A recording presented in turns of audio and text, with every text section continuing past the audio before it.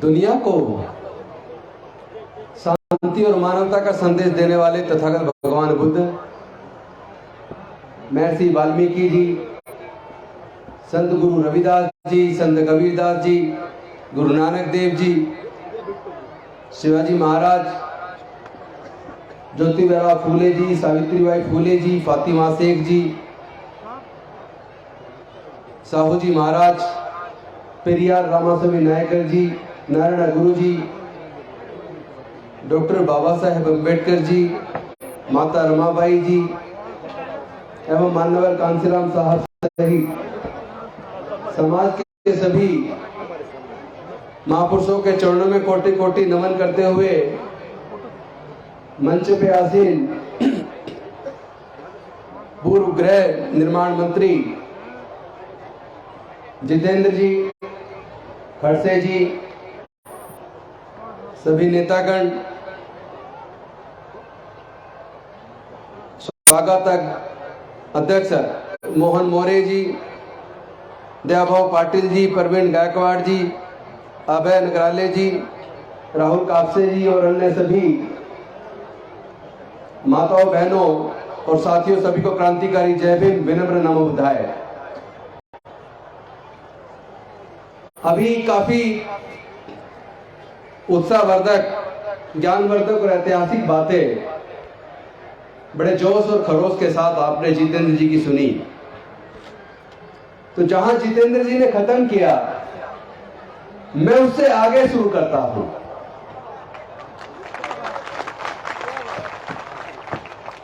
मैं समझता हूं कि पिछड़े समाज के लोगों को एक बार ये सर्वे करके जरूर देख लेना चाहिए कि जब तक पिछड़े वर्ग के लिए आरक्षण लागू नहीं हुआ था, तब तक उनके समाज के कितने लोग कॉलेज में प्रोफेसर बन पाए, पिछड़े समाज के कितने लोग कॉलेज में एसोसिएट प्रोफेसर और असिस्टेंट प्रोफेसर बन पाए, कितने लोग जुडिशियल ऑफिसर बन पाए, कितने लोग आईएएस आईपीएस बन पाए। और आरक्षण लागू होने के बाद 1993 में जब आरक्षण लागू हुआ, उसके बाद पिछड़े वर्ग के लोग धीरे धीरे से IAS IPS, doctor, engineer, professor, scientist बनने लगे। लेकिन जहां अभी तक आरक्षण लागू नहीं है, जरा एक बार उसका भी डाटा चेक कर लीजिए कि देश के सर्वोच्च न्यायालय में और देश के उच्च न्यायालयों में पिछड़े वर्ग के और दलित वर्ग के कितने लोग जज बन पाए। आपको अंतर समझ आ जाएगा। और साथ में एक चीज और समझने की जरूरत है। ये जो ईडब्ल्यूएस के नाम पर जनरल कैटेगरी के लिए आरक्षण लागू किया गया, इस आरक्षण की डिमांड किसी ने नहीं की थी। ईडब्ल्यूएस आरक्षण लागू करने के लिए कोई आंदोलन भी नहीं हुआ। ईडब्ल्यूएस आरक्षण लागू करने के लिए कोई सर्वे भी नहीं हुआ, कोई कमीशन भी नहीं बैठा। और 4 दिन के अंदर जनरल कैटेगरी के लिए ईडब्ल्यूएस आरक्षण लागू हो गया। एक दिन कैबिनेट में पास हुआ, अगले दिन लोकसभा में पास हुआ, राज्यसभा का सत्र खत्म हो रहा था, आखिरी दिन था, उसका एक दिन बढ़ाया गया और एक दिन के अंदर राज्यसभा में पास हुआ। और उससे अगले दिन राष्ट्रपति जी ने सिग्नेचर किए और उसी दिन नोटिफिकेशन हो गया। 4 दिन के अंदर जनरल कैटेगरी के लिए ईडब्ल्यूएस आरक्षण, जिसकी टोटल जनसंख्या 12% है, उसके लिए 10% आरक्षण लागू कर दिया। और एक तरफ पिछड़े वर्ग के लोग हैं जो हजारों साल तक संसाधनों से वंचित रहे, सम्मान से वंचित रहे। उनके आरक्षण की डिमांड वर्षों तक चली, हजारों प्रदर्शन हुए और कई कमीशन बैठे। 1951 में काका कालेलकर आयोग बना, उसकी रिपोर्ट आई, खत्ते में डाल दी। जब जनता गवर्नमेंट बनी तो प्रोफेसर मंडल जी के नेतृत्व में, बीपी मंडल जी के नेतृत्व में फिर से कमीशन बना, उसकी रिपोर्ट आई, वो खत्ते में डाल दी। 1989 में विश्वनाथ प्रताप सिंह देश के प्रधानमंत्री बने और 7 अगस्त 1990 को उन्होंने पिछड़े वर्ग के लोगों के लिए, जिनकी संख्या देश में लगभग 52% है, उनके आरक्षण की घोषणा की तो पूरे देश के अंदर बवाल आ गया। सरकारी संसाधनों को आग लगाई गई। ईडब्ल्यूएस के आरक्षण पे तो कोई बवाल नहीं हुआ, उसके लिए तो किसी ने डिमांड भी नहीं की थी, उसके लिए तो कोई कमीशन भी नहीं बैठा था, और वो समाज अंडर रिप्रेजेंटेशन भी नहीं था बल्कि ओवर रिप्रेजेंटेशन था। फिर कौन से ऐसे कारण हैं जिस कारण को भारत के दलित पिछड़े आदिवासियों को समझ लेना चाहिए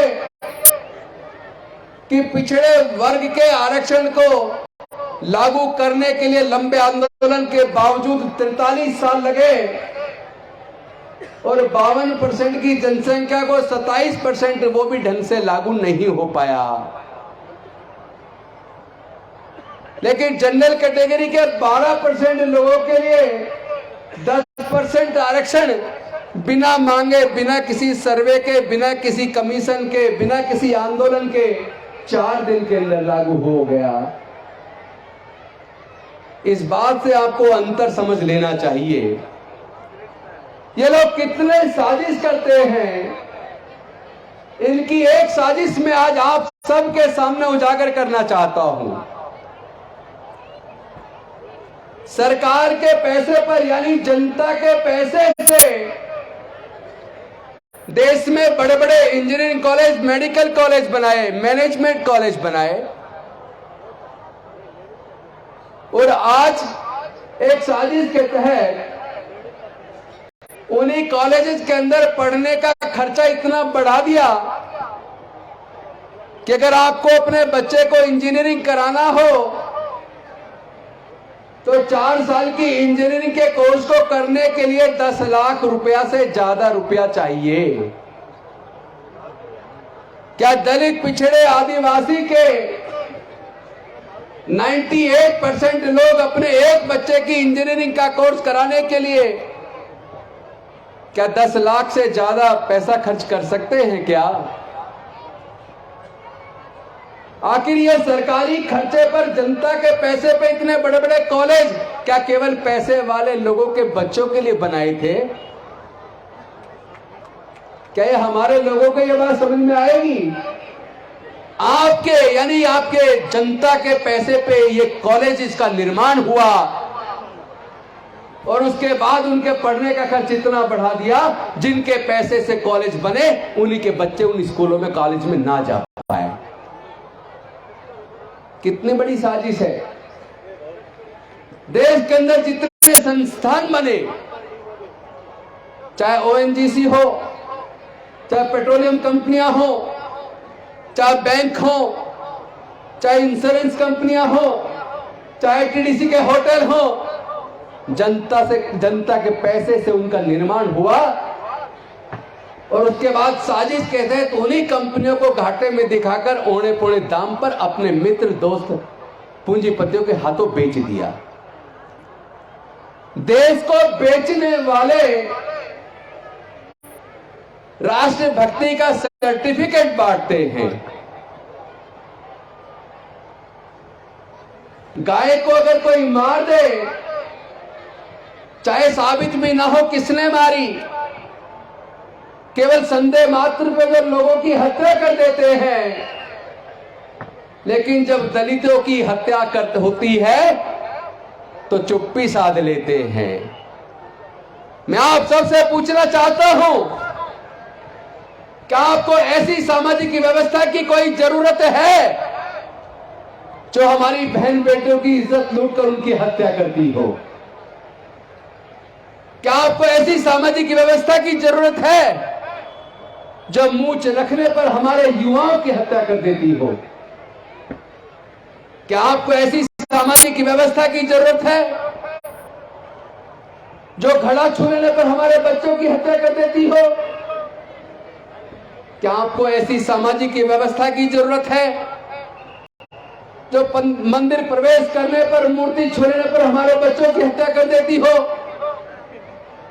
क्या आपको, हमें सबको क्या ऐसी सामाजिक व्यवस्था में बने रहना चाहिए जो हमें गुलाम बनाए रखना चाहती हो? क्या ऐसी सामाजिक व्यवस्था में हमें बने रहना चाहिए जो रोज रोज हमारा अपमान करती हो? अगर ये अपमान हमारा हजारों साल से हो रहा है, या हम लोग जो इतना पिछड़ गए हैं, इसका सबसे बड़ा कारण यह है कि हमने अपने बुजुर्गों की सांस्कृतिक विरासत को, यानी बुद्ध के धम्म को छोड़कर ऐसी असमानता पर आधारित, अन्याय पर आधारित व्यवस्था के हम हिस्सा बन गए।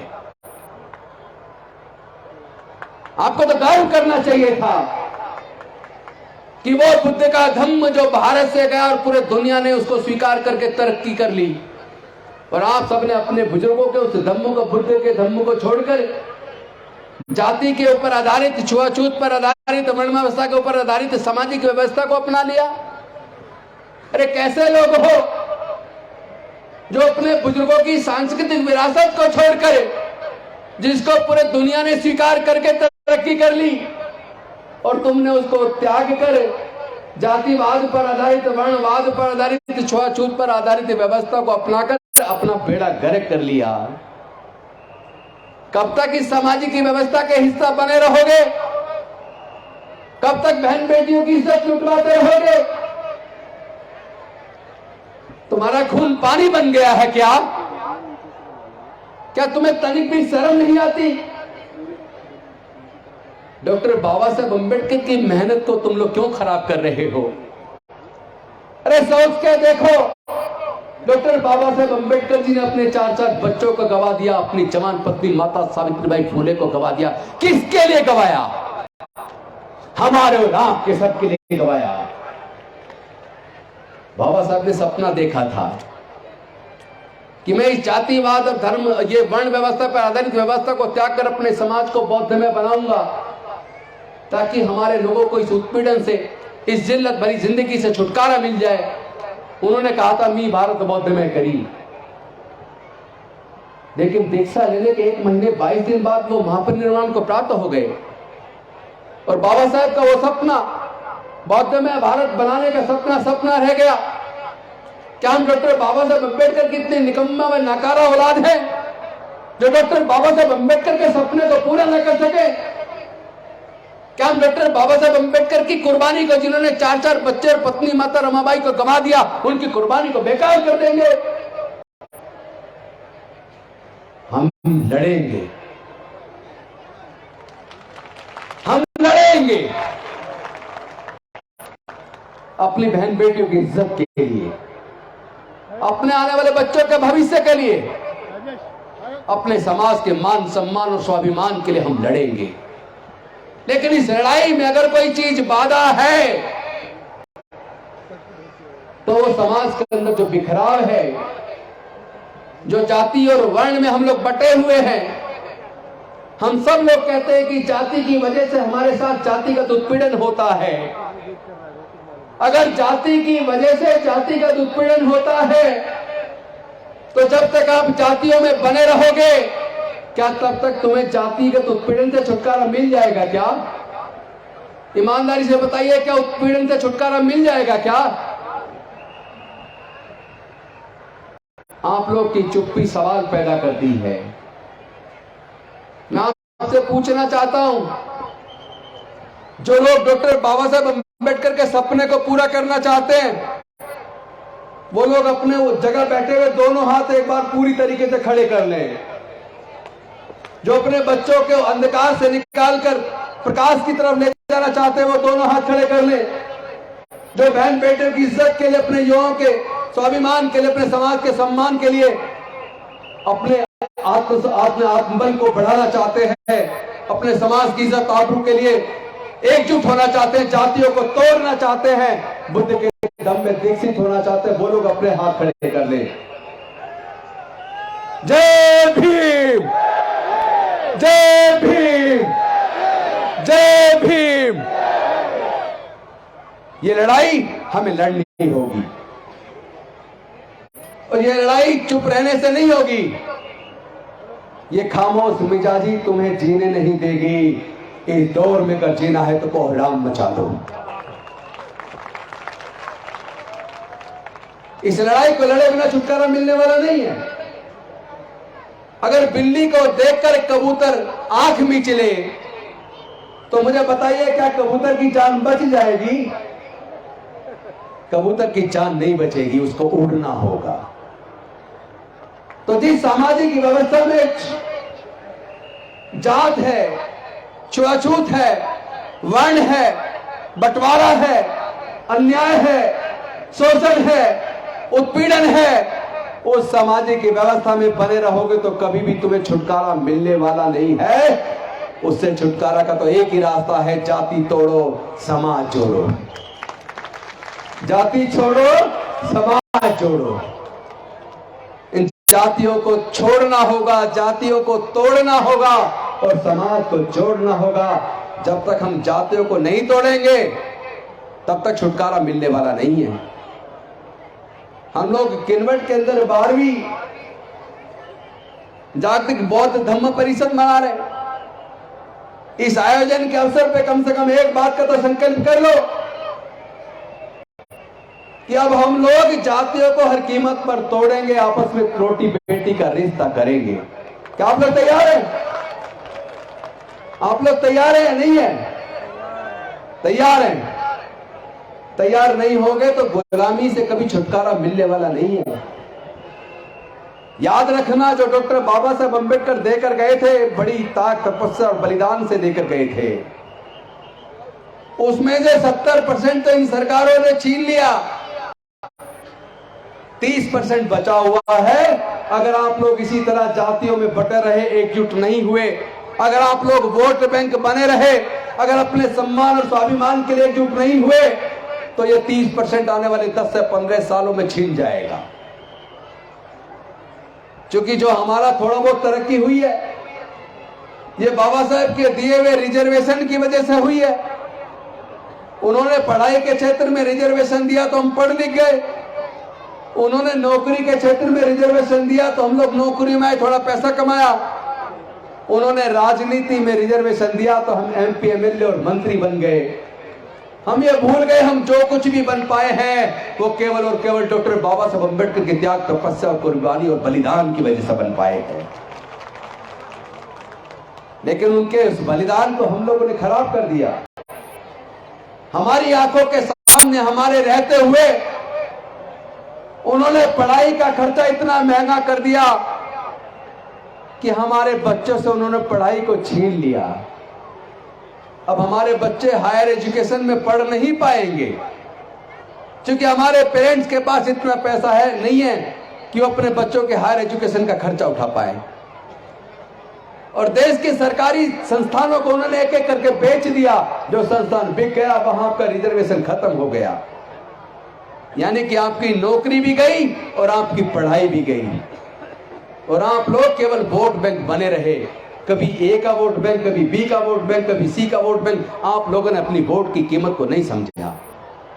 अरे याद करो, जब भारत आजाद होने वाला था, डॉक्टर बाबा साहब अम्बेडकर भारत का संविधान लिख रहे थे। संविधान सभा के सामने एक प्रश्न था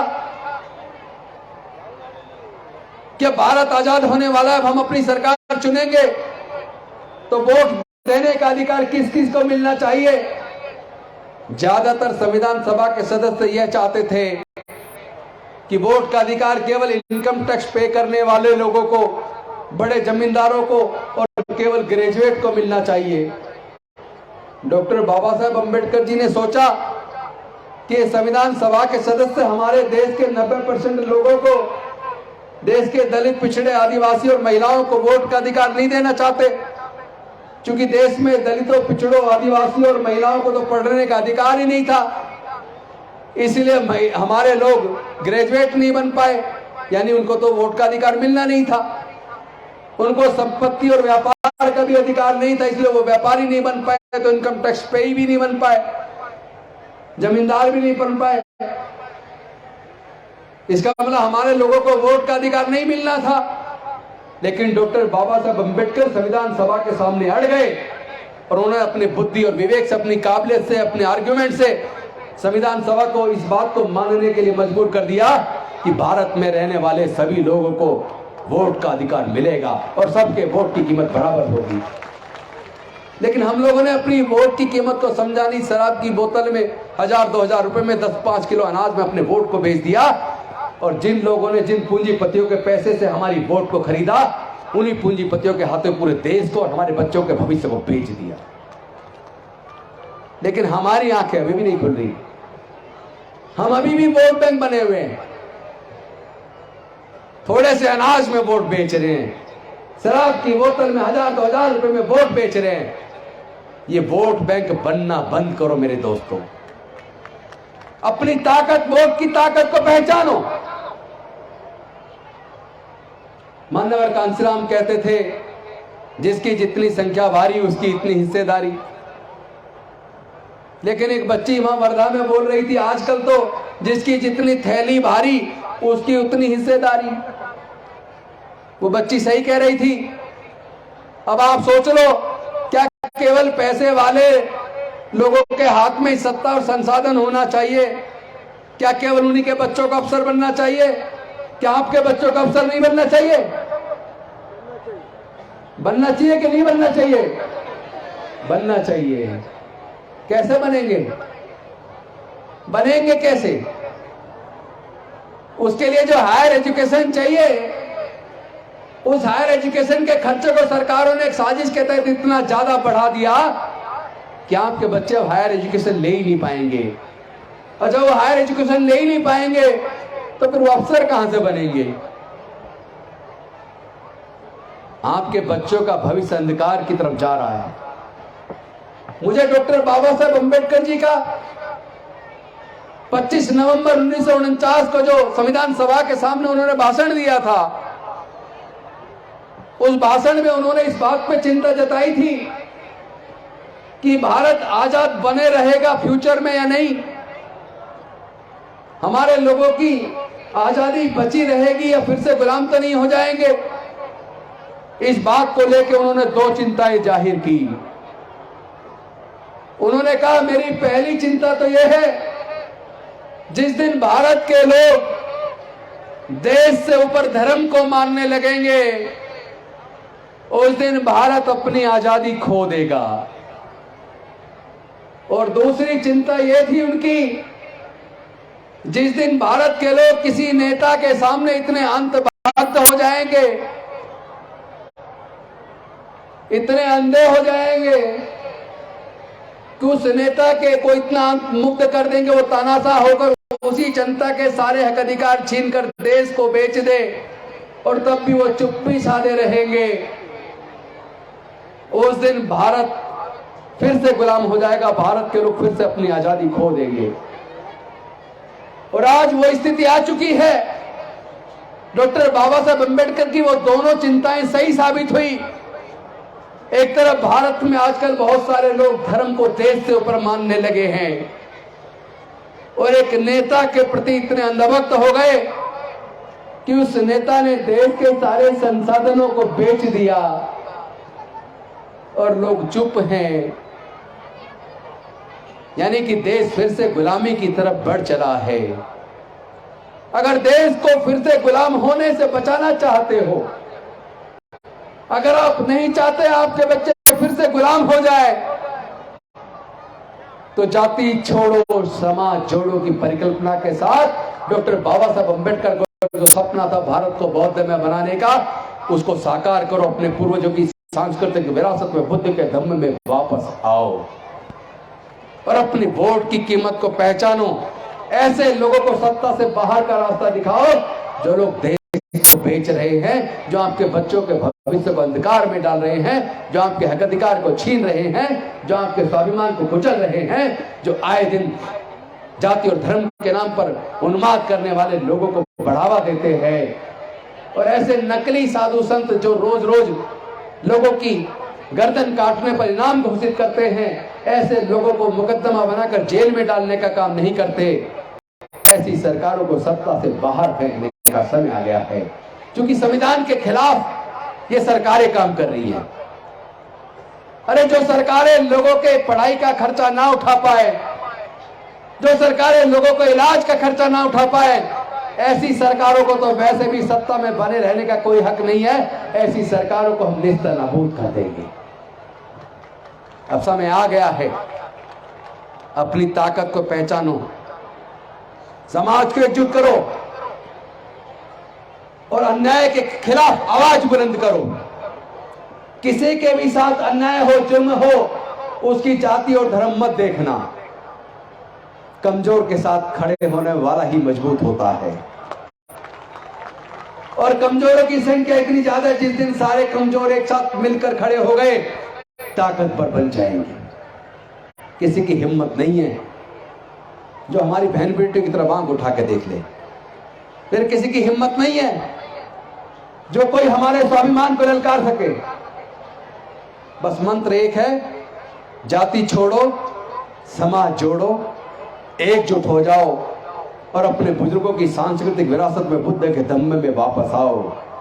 जिस बुद्ध के धम्म से पूरी दुनिया को शांति और मानवता का संदेश मिला, जिसको पूरी दुनिया स्वीकार करके तरक्की कर रही है, अगर आपको तरक्की करनी है तो वापस अपने बुजुर्गों की सांस्कृतिक विरासत में, बुद्ध के धम्म में आए बिना आपका गुजारा होने वाला नहीं है। इन्हीं शब्दों के साथ मैं अपनी वाणी को विराम देता हूं। आपका बहुत बहुत धन्यवाद। नमो बुद्धाय। जय भीम, जय भारत।